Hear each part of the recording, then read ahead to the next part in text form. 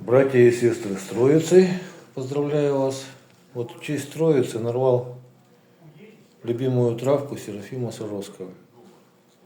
Ее можно мариновать, солить, квасить, сушить, супы, борщи варить. Пока молоденькая, можно салатики вкусные делать. И она очень-очень полезная. Это ученые подтверждения по этому поводу есть. Сейчас вот я вам покажу, как она выглядит. Серафим Саровский называл ее тройная троица. И вот, заметьте, вот, короче, вот ствол такой, да, длинный. Вот он такой ствол, он такой сочный, вкусный.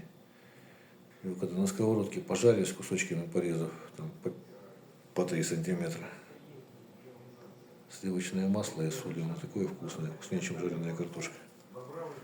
Вот. И вот он разделяется на 3 части. Стволик вверху. И каждый стволик, сейчас сфокусирую, имеет 3 листа. Вот тут 3 листа, тут 3 листа. И тут 3 листа. Вот он, 3 лист я просто пальцем замял и ищу его. Да, на каждое внутри. Те, которые там бывает, попадаются 5 листьев, но я такие не беру, короче. Я беру вот такую. Она мягкая пока еще. И вот она, что удивительно, короче, вот по своему опыту знаю, что она после Троицы, хоть когда Троица, хоть в мае, хоть 20 мая, хоть 20 июня. После Троицы она становится жесткая, короче, и кушать уже практически невозможно. Неприятно, но она уже такая очень жесткая бывает. А вот до этого вообще она замечательная вещь.